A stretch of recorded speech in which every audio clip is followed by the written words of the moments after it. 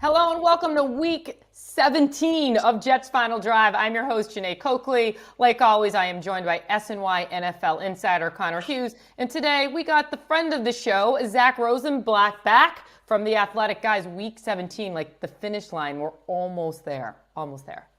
Thank God. Thank God. I said to somebody recently, man, I think that this has been, I've covered the NFL in part since 2014, full-time since 2016.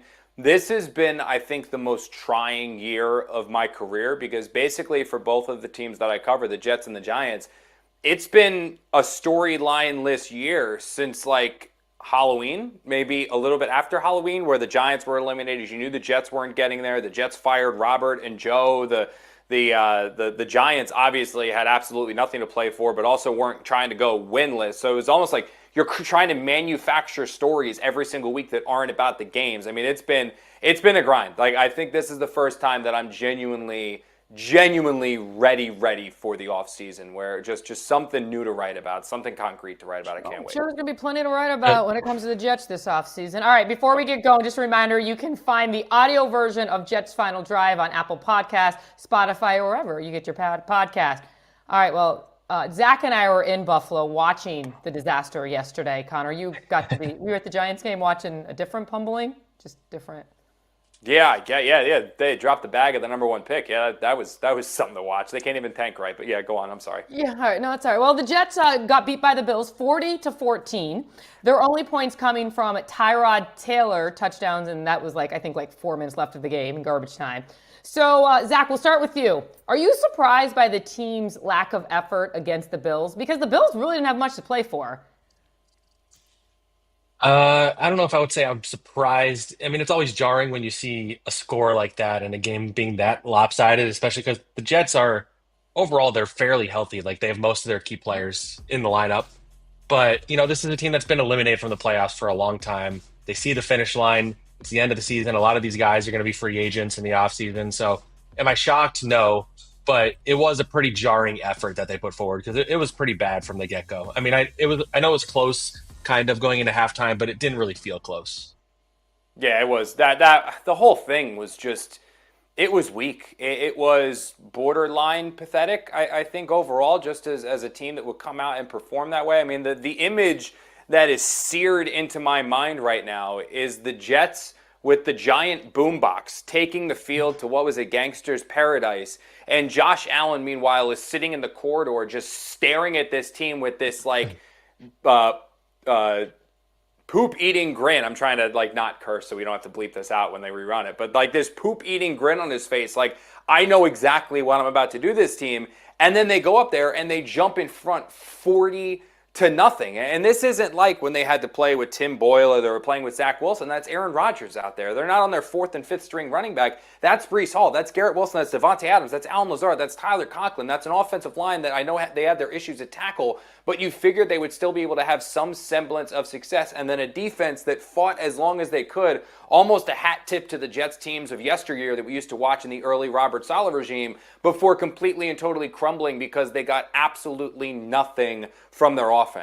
You need to have some semblance of pride when you take the field. When you realize you're not playing for the playoffs, and you realize the coaching staff's going to be gone and the front office is going to be gone, and you're probably no longer going to be on this team moving forward, you're still playing for the name on the back of your jersey. And these Jets, they're not even doing that. That was a team that, when I watched back the film, looked like one that just had absolutely no care in the world to take the field and play a game. They are already looking towards the off-season flights to Cabo so they can begin their vacation. And it's unfortunately, but the best way to describe it, a fitting end to this era of the Jets. The team that it tantalizes you and teases you and makes you think that the good times are coming, that they're going to turn it around, that finally you've been through the crap and the muck, and this is when things are going to finally begin the new day and age. You've reached the end of the tunnel, only to find out, oh yeah, you can drop a little bit further. Because fall behind 40-0, man. I mean, that's just so ugly. Yeah, it was pretty bad. Connor, you weren't there, but like I said, and Zach, listen, they did put up 14 points, but again, it was in garbage time, and it was Tyrod Taylor, and he was out there. He was able to move that offense. So should the Jets have turned to Tyrod Taylor earlier in the season? I mean, I think it was fourth quarter Tyrod went in. I think there's an argument to be made for that. Um, you get why they let Aaron Rodgers finish this out. They invested a lot in him being their quarterback. But I also think that if you look down the line, in all likelihood, Tyrod Taylor's going to be the Jet. Like he's the odds-on favorite to be their starting quarterback in Week 1 next season. I know he's been practicing with these guys, and he has good chemistry with Garrett Wilson, and he targeted him in the red zone, which Aaron Rodgers wasn't doing. Um, but I think that this would be good reps for him to get going into next year. But again, Jeff Ulbrich is not going to be their coach next year. He's trying to win games right now. It's not his job to get the team ready for next year. So I get why they didn't do it, but I maybe would have done it a couple weeks ago, frankly. Yeah, I caught a lot of heat, Jeane, about Tyrod Taylor when I said on this show, it might have been Jets Class or Jets Final Drive, I forget what it was, but I said, this guy is going to electrify his teammates. This is a guy that's going to excite fans because he plays a brand of football that's kind of like the F it. He's in his mid-30s. He knows he doesn't have that many starts left in his career. So when he's out there, he's going to make the most of it. He's going to hold the ball a little longer than he should have because he's going to run around and wait for guys to get down the field, and then he's going to chuck it up there. He's going to give his guys an opportunity down the field to make plays. He's not looking at his completion percentage. He's not looking at his touchdown-interception ratio. He's trying to go out there and win games, and he's going to do everything he can to win it, and that is exciting. It's one of the reasons why that and his persona and his personality is so captivating to teammates. I got a chance to cover Tyrod for a couple years in New York and with the Giants, and now I've had a chance to cover him here with the Jets. I cannot stress this enough. He is one of the most beloved players I have ever seen in any locker room. Offense, defense, special teams, offensive linemen, skill position players, defensive linemen, cornerbacks, coaches. They all absolutely love this guy. They see his journey of a player who really wasn't handed anything throughout his career, but has grinded and fought to get to where he is now. They respect that. They love that. And when they are on the field with someone like that, you see they play a little bit harder. And look, do I think the Jets are going to bench Aaron Rodgers and play Tyrod Taylor this final game of the season? No, they probably shouldn't do that. Rodgers is one touchdown away for 500. I do believe it would be a bad luck to bench him if he's healthy enough to play just so that he doesn't get that record with New York. I don't think that's something his franchise would do. But you did get a glimmer of why all hope is not lost next year if you have to turn to Tyrod Taylor. He's got to stay healthy because he absolutely has durability issues. But when he's on the field, you can be a functional, serviceable, working offense. Well, and when he went out on the field yesterday, the Buffalo Bills fans actually cheered him. Because they loved him because they loved him there too, yeah. And he was the guy who broke the playoff drought for them. And then in the following year, obviously, that's when Josh Allen took over. All right, let's move on to topic 2 because the Jets are looking for a new head coach, as we all know. We spoke about this a couple weeks ago here on Jets Final Drive, but Ian Rappaport reported over the weekend that Garrett Wilson may request a trade if Aaron Rodgers returns to the Jets next season. Zach, do you think Rodgers' return will impact Wilson's decision, or will he be more influenced by the GM and head coach hire? I do think the GM head coach situation is more important for the entire calculus because we just have no idea what this organization is going to look like. We don't know what this offense is going to look like. We don't know as of now who the quarterback's going to be. And so, yeah, I think ultimately that's the most important thing and Garrett getting the money that he wants and deserves. But, I think there's something to be said about the Rodgers thing. Will he demand a trade if Rodgers comes back? I don't know that, but I know that I don't think he's very happy playing with Aaron Rodgers. Like you've seen it in the comments he's made in recent weeks. The way he raved about Tyrod Taylor after the game on Sunday. And him and Aaron, he hasn't really sung Garrett's praises in recent weeks either. It's a marriage that didn't exactly work out in the end.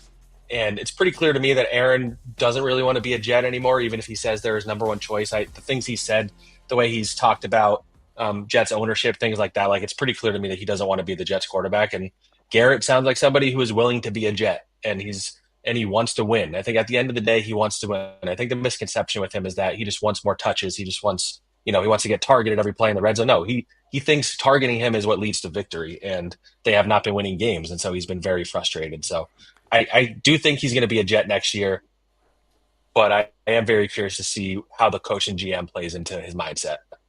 I thought Steve put it. Sorry, Jeane. No, you're fine. You can answer real quick, but I have to ask you another question. Yeah, I thought Steve Gelbs put it perfectly on Jets pregame live yesterday. I think that people have this perception of receivers as divas, and Garrett certainly. Look, Garrett is a passionate, emotional fiery player. I mean, he's a passionate, emotional, fiery person. The minute he steps between the lines, his demeanor changes from the calm, cool, and collected guy we see in the locker room. But this is not a guy who's complaining because he's not getting enough targets every week. This is a guy that knows he can make an impact on the game. And what he's tired of and sick of is that the Jets offense is going out there and displaying a completely and totally inept form of football. He is a non-factor, the second and third option on so many of these pass plays. And he knows that if he was more involved, if he was the focal point, if he was the guy they wanted to get the ball in their hands of and made a concerted effort to get the ball in his hands, he would make a difference in these games. And when you see how things have changed since they acquired Davante Adams, Jeane, when they added Adams, I assumed, ignorantly so, that Garrett was going to be the number one still and Davante was going to be his complement. He was going to be the number two receiver, meaning Davante Adams, steal attention away from Garrett Wilson. That has not been the case in targets and receptions and play design. It is clear that when Aaron Rodgers is on the field, he views Davante Adams as his number one receiver, and he is the person that he is committed to getting the ball, not Garrett Wilson. It's Davante, and if Davante is not there, then we'll go Garrett. Okay, we fed Davante a little bit of attention there, then we'll go to Garrett. Garrett is the then receiver. In no world should that be the case. He should be the focal point of this offense in the passing attack, and that needs to change. And Garrett became the first Jet ever to have 1,000 yards or more his first 3 seasons. So the kid can play with pretty much any quarterback who's on the field, obviously. Yeah, and real quick, Jeane, like just to add to this, like I mean, we talked about this a few weeks ago. Like we said on this show that there was an issue with Garrett Wilson and some of the things that are going on under center. There was an issue with Garrett Wilson and the coaching staff. What I meant by that was the play design, that he was not the number one read in so many of these options. And those issues, when you have a player that is so emotional, so fiery, that pours his heart and soul into this, you eventually get to a point where that player breaks. You eventually get to a point where he's believing that this is going to turn around. He's hoping that this is going to turn around. He sees the direction the franchise is going and says, you know what? This is going to be something we eventually turn it around. But then it switches, and then you start to doubt. And when that doubt creeps in, you get to the point in today's day and age where the athlete says, I'm done. I don't believe in the direction of the organization. I don't believe in the quarterback who's throwing me the ball. I need a change of scenery. This isn't healthy for me.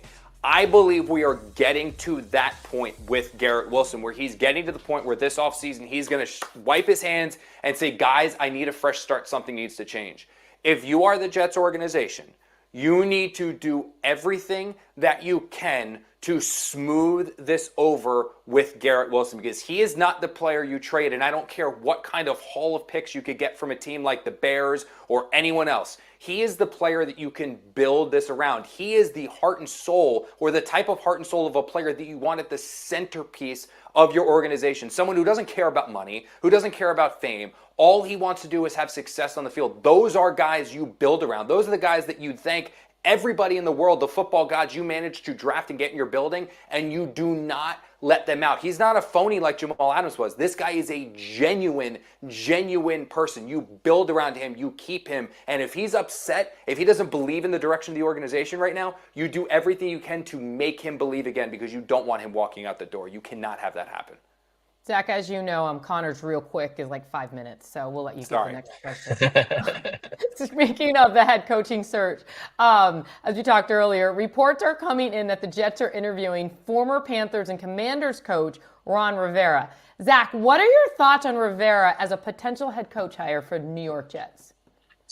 Yeah, it's an interesting one. I hadn't really considered him, honestly, when considering candidates and guys with experience. I kind of honestly assumed he was just retired because he'd been a coach for a long time. But he's interesting. He's a guy that's well respected in the league. He's had a lot of success. Maybe not so much in Washington. I think that was a hard situation to win in. When he was there, Dan Snyder was still the owner for the most part. And I think he's a better candidate than some of the options out there. But ultimately, this fan base is not going to be happy with Ron Rivera, with Rex Ryan. They need to aim higher. If you're hiring Ron Rivera, if you're hiring Rex Ryan, it's because you failed to hire all of these other top candidates, the Ben Johnsons, the Mike Vrabels, the Liam Cohens, Brian Flores, like the candidates like that. If they fail to land those guys, then you kind of have to settle for somebody who has experience building a culture, has experience winning. Ron Rivera, to me, is an example of that. I just don't think that it would necessarily rally the locals, and I'm curious to see how it would be received in the locker room. But Ron Rivera's, he's generally a pretty good football coach, and it's hard to blame them for at least talking to him, is what I would say. And I wouldn't blame Rivera for 97 to 98% of went wrong in Washington. That was such a Yeah. dysfunctional disaster of a situation that he was enduring there towards the tail end of the Dan Snyder years.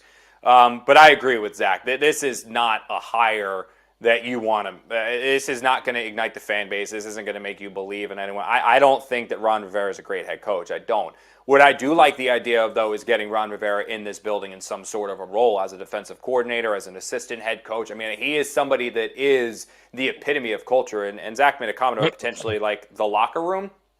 I wouldn't worry about the locker room because you see clips time and time again, and you can talk to people who have covered or worked with Ron Rivera, and they will tell you this guy is such a genuine, kind-hearted person that his players love him. His failures as a head coach the last couple of years and towards the tail end in Carolina were just because he wasn't a good head coach. Doesn't make him not a good football mind. So if you can pair him with someone else, say Mike Vrabel is your head coach and Ron Rivera is your defensive coordinator, you get Ben Johnson or Brian Flores in here and Ron Rivera is a part of that staff, he is somebody that I think can genuinely help a Jets team that is looking to, above all else, change their culture and instill some discipline and change the overall viewpoint and feel of this team, because right now they feel like losers. That's what Garrett Wilson has talked about. Breece Hall has talked about. So many players, DJ Reed have talked about that they just expect things to go wrong. Ron Rivera, paired with other people, I think can help in changing the way that the Jets view themselves. And Zach, you mentioned, everybody knows that the former Jets head coach Rex Ryan continues to throw his hat. Definitely wants this job. Connor, we know your thoughts on his return, but give us what you think the percent chance the Jets actually resort back to the former coach. And just so you know, we will save this clip just in case he does get hired. And I don't. That's why I'm like kind of again. You never know. Like you put Rex Ryan in a room with anybody, especially Woody Johnson, and I do believe that he is going to make a compelling argument that could convince somebody to hire him. Like I could absolutely, if anybody can stand in front of Woody and convince him to hire him, it's going to be Rex Ryan because he's going to kick in the door. He's going to sing all the right tunes. He's going to say everything that Woody wants to hear. But people, remember how it ended. Like, how many more times do I have to say this? Like, Rex Ryan, his first 2 years, he took the Jets to back-to-back AFC championship teams, not with his team. That was Eric Mangini's team. Once Rex Ryan got his fingerprints on this roster, that's when you saw guys like Jericho Cotchery being cast aside and Braylon Edwards being cast aside for people like Plaxico Burress and Derek Mason. He wrecked the culture that this team had built. Yes, he's the brash, rah-rah, emotional, fiery guy. He is going to give that initial jolt, but then things will regress to the mean. Again, remember every single year after those 2 years. He is a part of this 14-year playoff drought. Oh, by the way, he went to the Bills and was a complete and total failure there as well. Remember when he brought his brother on staff and they were taking the pictures of them riding like the two-seated bicycle? Like just don't go that way. So I'm not going to say 0%. I hate percentage chance questions. I was making fun of Jordan Ronan, who covers the Giants for ESPN, about these questions. They drive me nuts. But I do think there is still a chance that this happens because, again, you can't rule it out. When he's going to sit in front of Woody, he's going to sit in front of Brick and Jack, he's going to sit in front of all the people that are in that room and convince them that, just sing the right song. He is going to sing the right song. It's just a matter of they can see past that. And I think there are enough very, very smart people within the Jets building. Jaime's one of them. I think there are very, very smart people in that building that are going to see through it and be like, yeah, sounds good, but look at all this. There are better options out there, certainly, than that. All right, let's move on to topic 4, because 2024 is coming to a close. 2 more days of 2024? And Jets players still can't keep their opinions off social media. Sauce Gardner replied to a fan on T. Higgins' post that he, quote, will not be recruiting the Bengals wide receiver to the Jets next season. Zach, if this is how the Jets players are publicly speaking about the organization, how difficult will it be to recruit players to the Jets next season when they hear about what really goes on behind closed doors in the Jets locker room? Now, Sauce did clarify, saying, listen, why would I recruit him when we already have Devontae and Garrett Wilson? Yeah, it's at the end of the day, these guys probably just should get off social media. That would be the best recommendation I could give to anybody. But yeah, I don't think this is going to keep any free agents from coming to the Jets necessarily. At the end of the day, money talks. Yeah. And, if they have a quarterback is a bigger deal than the fact that they've been out of the playoffs for 14 straight years. But yeah, I mean, the Jets have a reputation around the league right now as a dysfunctional organization. And you see these comments, you see all the drama that happens, you see people getting fired in the middle of the season, you see all the losses, losing in close games, all these things. And it doesn't look like the most appealing place, but at the end of the day, it's the New York market. And again, money talks. If the Jets throw, 25, $30 million a year at T. Higgins, like he would have to consider it at the very least. So I think those are all factors more than anything, but the dysfunction, I think, will be a bigger issue in these head coaching and GM interviews than I think it would be in terms of like signing players.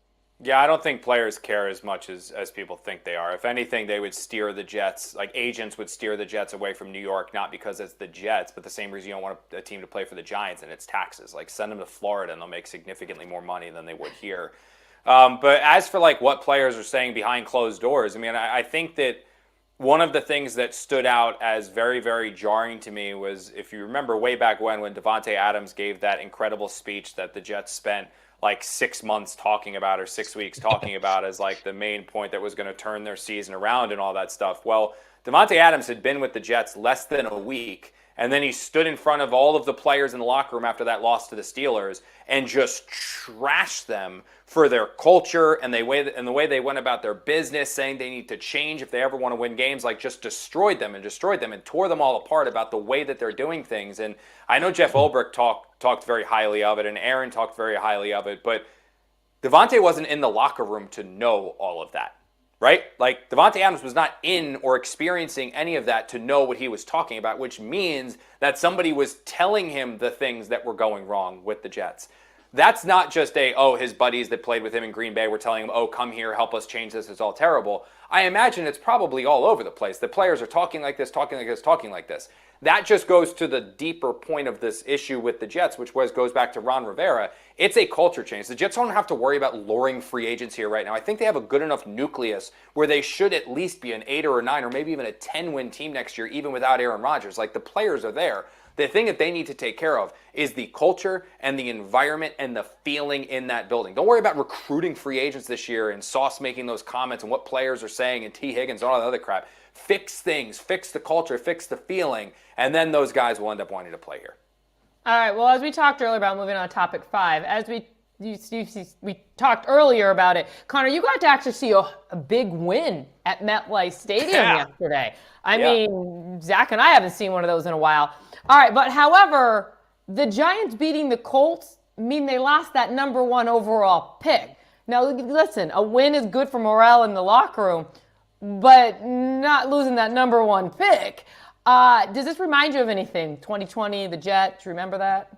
I do, yeah, and I think it's why tanking in the NFL is so hard. And I remember talking to people the tail end of that year with Adam Gase, and Gase was trying everything that he could to win football games that year. Because look, I mean, the coaches, petty's probably not the right word, but Adam Gase and Brian Daboll are not going to intentionally lose football games, tarnish their own reputation, tarnish their own record, to then get fired after the year and have the next coach that is hired reap the rewards and reap the benefits of the number 1 pick. For the Jets' case, it would have been Trevor Lawrence. For the Giants' case, it would have been Shedeur Sanders. Now, the Giants, unlike the Jets, it looks like if the Patriots finish with that number 1 overall pick, they don't need a quarterback. They've got Drake May. So that number 1 selection is going to be up for grabs, where the Giants could trade up there and still get the quarterback. It's just going to cost them, obviously, an arm and a leg, when previously they would have just been able to draft the player organically. But the idea of tanking the NFL, it's silly, just because coaches aren't going to want to do that. And Brian Daboll, players aren't going to want to do that either, Connor. I mean, Correct. Players aren't going to want to tank either. They want to put numbers out there. 100%, but there's still things, I think the management of a game from a coach is more imperative to the players just playing hard. There are decisions that are made throughout a game that lead you to a victory or lead you to a loss. Brian Daboll being overly aggressive in certain situations, calling timeouts in certain spots, going for it on 4th down, like those moves that he's made, the plays that he's calling when the Giants can easily just go 3 and out, punt the ball, Colts are going to go right down the field, score a touchdown, win the game. And Brian Daboll's doing everything he can to go down the field and score, calling aggressive plays with Drew Lock to get Wandale the ball, get Malik Neighbors the ball, make those things happen. It's just, it's not possible. And eventually, look, this is a long NFL season. They're all professional athletes. Eventually, the ball is going to bounce your way. Eventually it is. It's not like basketball. It's not like baseball. Eventually things are going to bounce your way. And for the Giants, they did. Much like for the Jets, it did in that game against the Rams. Although I still go back to that game against the Rams. Why in the world was Jared Goff on 4th down trying Marcus May, who was the only player worth a damn in the Jets secondary at that time? Like, that's when, like, Bryce Hall and Lamar Jackson was starting in their secondary. Wasn't it? He's throwing up the Marcus that year that tackled him. Braden Mann. John Erickson's favorite player. Zach, exactly. Zach, which was worse, though? The Giants losing the number 1 pick this year or the Jets back in 2020 when they lost the Rams? What's more costly? I think the Giants one is more. I mean, I'm in the moment. I didn't cover the Jets when the last one happened. To be fair, I imagine everybody was pretty angry when that happened. But like the noise around the Giants just needing a quarterback, needing that number 1 pick, the banners flying over the stadium. They have the worst offense in team history. They're having the worst season ever in their 100th season. And like this was kind of a lifeline. Like, okay, at least we can get a quarterback first overall. Well, now they won, and they bump themselves down. They maybe miss out on getting Cam Ward or Shedeur Sanders, and now you're back in kind of the purgatory where you have to settle for somebody like Daniel Jones, and it's just kind of a repeat thing that keeps happening, a repeat cycle that happened in New York where these teams just kind of like win just enough to get them outside of the range to get a star quarterback. And I've seen the reactions on Giants Twitter. Like everybody is really depressed after a win. I've never seen this much depression after a win before. Real quick, though, Zach, the one point you made, though the difference between Giants and Jets is if the Patriots finish with the number 1 overall pick, the Giants can still go get their quarterback. The Jaguars finished with the number 1 pick for the Jets. The Jaguars were taking Trevor Lawrence. So the Jets actually lost out on the generational quarterback in Trevor Lawrence. The Giants, as of right now, haven't lost out on Shedeur. They can technically still go up and get him. Yeah, they got Zach Wilson instead, though. All right, topic 6. We're moving to topic 6, which is our final topic. And you guys, we have like 2 more days left of the 2024 year. So as we head into 2025, and we're going to put this, I'm not sure how to describe this season for the Jets because there's a lot of words you can use. So we'll say disappointing. We'll keep it, disappointing behind us. We're almost done. 1 more game left. What should the Jets' 2025 resolution be? Zach, I'll let you go first. I mean, accountability is a word that's thrown around way too much around here, but like this organization needs to find somebody who's willing to hold their players, hold their coaches accountable, because over the last few years, and especially this season after Robert Saleh got fired with Jeff Ulbrich leading the way, like it just does not feel like anybody's held accountable for their mistakes, for their errors, for their actions, for the way they act, the things they say. I mean, you see Michael Clemens had the most insane penalty I've maybe ever seen, where he basically belly flopped onto a pile of players after the play was over. It's called for unnecessary roughness. And the response is, he's one of our hardest. He has the best effort out of anybody on our team. He works harder than anybody on our team. And you have Hassan Reddick, who skipped all of training camp, all of OTAs, half the season, and he's been awful. And you have Jeff Ulbrich saying he's one of the most unselfish players I've ever coached. Like, look, I'm not saying these coaches need to go at the podium and trash their players. You need to do it behind closed doors. You need to hold people accountable. You bench them when they do things wrong. I just think they need to find the right leadership to create a culture where whether you're at the top of the roster or the very bottom, you're going to be held accountable for your actions and your performance. And so they have not had that here in a while, and they need a coach who will do that. That's the number 1 priority for 2025. Was that Michael Clemens' penalty? Did he jump after the whistle? Yes. Because I was watching on my tablet. I don't know if the whistle might have called when he was in the air, maybe. I don't know, but it was close. He flopped his arms out in a way I've never seen a guy do for a tackle. Like, why is he jumping like that? Like, it's not a pool. Funny. What are we doing? I was like, oh, I didn't know if that was like, and again, like I haven't heard it. So I was at the Giants game, but like I watched it, was like, wow, that's pretty funny. But I didn't know if like he was just like the pile's moving and fighting and he's just trying to throw another body there to get the running back down. I was like, okay, yeah, it looks funny. But if there was a whistle and then he jumped, like, oh my God, that'd be wild. The Jets' New Year's resolution, Connor. I know that Michael Clemens thing's got you all flustered. Yeah, it's got me. No, mine's just they got to find pride. I don't think right now there's any pride in being a Jet. I think that there's not embarrassment, but I think it's the expectations. I don't think these players feel like they're a likable, lovable team. I don't think anyone looks at the Jets and is like, man, I really hope this team wins. I hope this team finds success. I feel bad for like I think honestly people enjoy beating up on them right now. And I don't know if it's the Hard Knocks and some of the feelings that came off of Hard Knocks. I don't know if it's because they have Aaron Rodgers, who is a divisive player nationally. I don't know why, but there needs to be a pride that is instilled in being a member of this team. And it goes back to what we're talking about, culture. Like, that needs to change. That needs a complete and total rebrand and rework. And it starts more free agents, draft picks, all that other garbo, even general manager. It starts with finding the right head coach that is going to change the perception of this team and bring back some Jets pride.